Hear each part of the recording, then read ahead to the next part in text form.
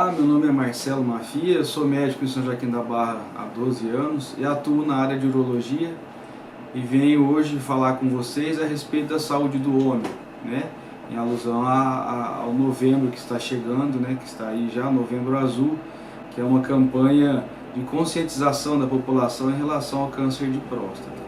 Então vamos falar um pouco sobre a próstata. O que é a próstata? A próstata é uma glândula que fica localizada entre a bexiga e a uretra e que ela serve tanto ao aparelho reprodutor como ao sistema urinário, né? Então ela serve para essas duas funções do organismo. Ela tem um formato que se assemelha a uma noz e aos 40 anos tem em torno de 20, 25 gramas. A partir dessa idade, então, ela começa a sua jornada de crescimento sob influência do hormônio masculino, a testosterona.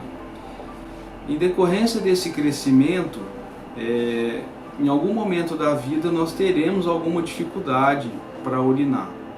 E esse é um dos motivos que leva o homem a procurar um urologista, né, para sanar esse sintoma, né, esse transtorno da vida, né, que ele vai apresentar em algum momento da sua jornada de vida. Vocês verão algumas imagens então mostrando a próstata, né, localizada entre a bexiga e a uretra, e algumas imagens também mostrando essa relação que tem com o sistema reprodutor.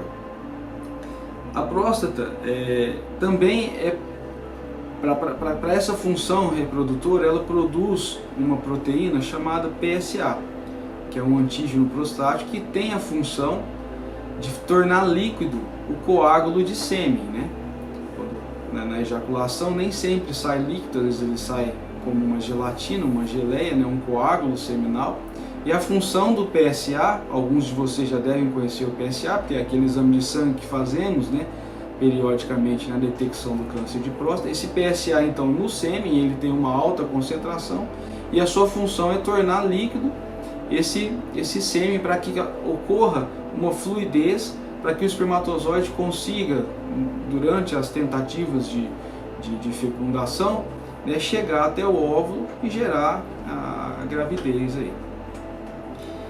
A próstata, então, falando agora inicialmente sobre essa parte urinária, ela dá esse sintoma de dificuldade de urinar conforme o seu crescimento, porque ela abraça a uretra e seu crescimento então vai fazendo uma constricção na uretra, dificultando o fluxo de urina. Mas existem outros problemas benignos com que a próstata pode ser acometida, como inflamações, sangramentos, formações de cálculos, né, que vão trazer sintomas ao paciente, e por conta desse sintoma o paciente vai procurar o médico. Entrando então nesse assunto que é o câncer de próstata, algumas informações eu quero trazer para vocês, né? O câncer de próstata é o segundo câncer mais comum que acomete os homens. Ele só fica atrás de cânceres de pele relacionados à incidência de sol. Então são os cânceres que não são melanoma. No Brasil, ele corresponde a 30% dos tumores malignos dos homens. É o sexto câncer mais comum no mundo, isso incluindo ambos os sexos, né, masculino e feminino. De cada 6 homens, um vai ser acometido por câncer de próstata. No Brasil, em 2022, a previsão, né, para 2022 é que a cada ano, e isso pode aumentar com o passar do tempo, de acordo com tecnologia e a abrangência de diagnóstico, pode mudar o número de incidência, mas para 2022 a previsão é que haja 65.840 novos casos de câncer de próstata. Então esse valor corresponde a 62,95 casos novos para cada 100 mil homens, né? Se a gente considerar São Joaquim da Barra com 50 mil habitantes, se fossem todos homens, em São Joaquim da Barra, cada ano, teríamos 32 novos casos de câncer de próstata. Em 2019, somente no Brasil, ocorreram 15 mil, ou seja, quase 16 mil óbitos em decorrência do câncer de próstata. E quais são os fatores de risco e incidência do câncer de próstata? A incidência aumenta com a idade, sendo o pico, né, naquela curva de Gauss, o pico de incidência entre 60 e 70 anos, então entre a sexta e a sétima década de vida. Então a idade além de ser essa idade o maior pico de incidência, também corresponde a um fator de risco. Então a idade é um fator de risco para câncer de próstata. O câncer de próstata sofre influência de fatores externos, como o tabaco, a dieta rica em gorduras e proteína animal, a obesidade. A obesidade não aumenta o risco, mas existe um viés no diagnóstico em decorrência de alterações hormonais, então às vezes os diagnósticos são de doenças mais agressivas. Existe também um maior risco quando membros, e isso sim é um fator de risco, quando membros da família, né, os seus ascendentes foram acometidos com câncer de próstata, existe uma maior possibilidade dos seus descendentes também desenvolver a doença, e existe, além dessa maior probabilidade de desenvolvimento quando ascendentes possuem a doença, existe também o fator genético, né, um genético de transmissão do gene do câncer de próstata.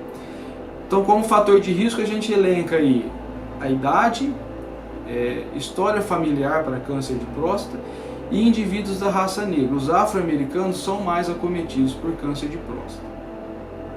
O câncer de próstata ele tem uma sintomatologia pobre, né? Então pouco sintoma causa. E quando isso acontece, já são doenças, já corresponde a uma doença mais agressiva, né? Quando então presentes sintomas, suspeitas de uma doença já avançada e às vezes metastática. Lembrando quando eu falei dos problemas benignos da próstata, que fazem com que o homem procure o urologista porque causa sintoma, né? Seja uma ardência, uma dificuldade urinária, um sangramento, quando uma origem desses problemas sendo uma causa benigna, o homem procura. Já o câncer de próstata, por essa sintomatologia pobre, pouco leva o homem a procurar o urologista. E aí que está essa força-tarefa criada há alguns anos, chamada Novembro Azul, de fazer com que os homens em idade precoce, ou seja, antes do aparecimento do câncer de próstata, procurem o urologista, né, para que ele anteceda o aparecimento do câncer, para que isso aumente o índice de diagnóstico e aumente o índice de cura, né, já que como eu falei anteriormente, o câncer de próstata não causa sintoma, então não vai esperar o sintoma para procurar o médico, e sim fazer o diagnóstico precoce. Essa força-tarefa chamada Novembro Azul, ela tem o objetivo inicial de diminuir a mortalidade, né, aumentar a cura do câncer de próstata e também manter qualidade de vida. Como que isso acontece? Para isso é importante que ocorra o diagnóstico precoce. O diagnóstico precoce é igual a doença menos agressiva no seu diagnóstico. Uma doença menos agressiva no seu diagnóstico corresponde a um tratamento menos agressivo. Então, o tratamento menos agressivo é igual a cura e melhor qualidade de vida, né? Menos mutilações. A gente alcança o diagnóstico precoce. Então, as recomendações atualmente são: todo homem com 50 anos de vida ou mais deve procurar, 50 anos de vida sem fator de risco, lembrando os fatores de risco: idade, né, entre 60 e 70 anos, indivíduos da raça negra e história familiar. Então, quem não tem esse tipo de fator de risco, a partir dos 50 anos, procurar o urologista para fazer o exame de rotina, né, de detecção precoce do câncer de próstata. Para aqueles indivíduos que possuem fator de risco, ou seja, indivíduos da raça negra, história familiar de câncer de próstata, eles devem procurar mais precocemente, né, para a gente antever o problema. E qual é a idade indicada? 45 anos de idade. Esse é um consenso que nós assumimos hoje, né, de acordo com os guidelines, as recomendações, né, da Europa e dos Estados Unidos, né? Anteriormente era 40 anos com fator de risco, 45 sem fator de risco, né? Então hoje estendeu-se para 50 anos sem fator de risco e 45 aqueles que não têm fator de risco. E o que significa então esse exame de detecção precoce de câncer de próstata? É o exame de PSA, aquela proteína que falamos anteriormente, que é feito pelo sangue, uma coleta de sangue, e o exame de toque retal. Com esses dois exames em mãos, né, com o exame de sangue em mão e o exame de toque, nós vamos identificar algumas alterações que podem sugerir algum câncer de próstata. Esses exames, o recomendado é que seja feito anualmente. Existem outros exames também que lançamos mão no diagnóstico do câncer, mas assim, basicamente como screening, como investigação, esses dois. Ah, mas pode ser feito um ultrassom, uma ressonância? Sim, mas o fundamental, porque é de fácil acesso a todo mundo, é o toque e o PSA. Quando alterado o toque ou quando alterado o PSA, é indicado então a biópsia. E o diagnóstico então não é feito com alteração do toque ou do PSA, e sim com a biópsia. Então esses exames, né, o toque e o PSA alterados vão sugerir, né, ou vão indicar uma biópsia, e a partir dessa biópsia chegamos ao diagnóstico ou não do câncer de próstata. É importante fazer o toque e o PSA. O toque isoladamente, sem o PSA, ele pode falhar em 40% dos cânceres de próstata. O PSA isolado, ele falha em 20 a 25% dos casos. O PSA então ele é mais sensível, mas ele não é específico. O PSA altera em doenças benignas da próstata também. Já o toque ele é menos sensível, porque depende da nossa sensibilidade, mas ele é mais específico. Quando o nódulo identificado, a chance de haver um câncer de próstata é muito grande. Então eu trago uma imagem aqui mostrando como é feito o toque na próstata. Então a próstata é um pouco diferente do que muita gente imagina, ela não faz parte do aparelho gastrointestinal, né? Tem gente que confunde, né, doença hemorroidária, problemas no orifício anal com a próstata. Não, a próstata ela pertence ao aparelho urinário, só que pela proximidade com o reto, a gente usa então o canal do reto para acessar a zona periférica da próstata, que é onde acontece a maior parte dos cânceres de próstata. Então na imagem a gente consegue ver o toque, né, sendo feito nessa primeira imagem, na segunda mostrando onde é a zona periférica e seu íntimo contato com o canal do reto, e na terceira imagem a gente vê ali como sentiria uma nodulação, né, ao toque, que sugeriria então um câncer de próstata. Lembrando então, PSA e o toque não fazem o diagnóstico de câncer de próstata, mas na sua alteração de um ou de outro é indicada a biópsia, e a biópsia sim vai fazer o diagnóstico ou não do câncer de próstata. Depois do diagnóstico do câncer de próstata, então identificado já o câncer de próstata após a biópsia, algumas informações. No momento do diagnóstico, então de 30 a 40% dos tumores, eles se apresentam com uma menor agressividade e às vezes não requer um tratamento imediato, pode ser feito um segmento. Então olha a importância do diagnóstico precoce. Em 60 a 70% das vezes, eles já vão necessitar de algum tipo de tratamento. Quando localizado, restrito à próstata, no momento do diagnóstico, a gente consegue, então assim, um câncer restrito à glândula, não esparramou localmente nem à distância, a gente consegue uma cura de 80 a 90%. Veja a importância novamente do diagnóstico precoce, porque precocemente ele está na glândula. Se o tempo vai passando, né, o diagnóstico não foi feito, ele vai se espalhando, né? Então, de 30 a 40% dos tumores identificados na biópsia, nos cânceres, né, os cânceres de próstata identificados pela biópsia na suspeita, eles são de 30 a 40%, eles são de menor agressividade e não requerem tratamento. Quando requer tratamento, né, de 60 a 70% das vezes, então que requer tratamento, se ele no diagnóstico for localizado a próstata, a gente tem um índice de cura de 90%. E 10 a 15% dos tumores já após a biópsia, então feito o diagnóstico, então 10 a 15% dos cânceres já são avançados e requerem um tratamento multimodal, né, sistêmico, não só a cirurgia, mas às vezes lançar mão de radioterapia, de quimioterapia e hormonioterapia. Já que eu entrei um pouco em tratamento, vamos falar sobre tratamento. O tratamento do câncer de próstata, ele envolve segmento, né, como foi falado anteriormente, que alguns não requerem um tratamento, mas precisam de segmento. Por que isso? Quando eles são de baixo risco, eles levam de 15 a 16 anos para sair desse estágio inicial de baixíssimo risco e pular para um risco intermediário, que é onde então vai requerer um tratamento. Então de 15 a 16 anos para sair desse estágio inicial e partir para um estágio onde necessite um tratamento. Então, para os casos que precisam de algum tratamento, podemos fazer ou a cirurgia, e a cirurgia hoje com tecnologia pode ser feita da maneira antiga, né, convencional, né, uma cirurgia aberta, ou por laparoscopia, ou robô.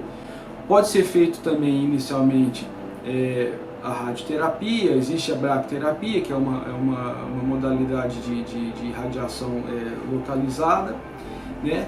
E naqueles casos já que fugiram um pouco do controle, que precisa de um tratamento sistêmico, a gente lança a mão de uma castração.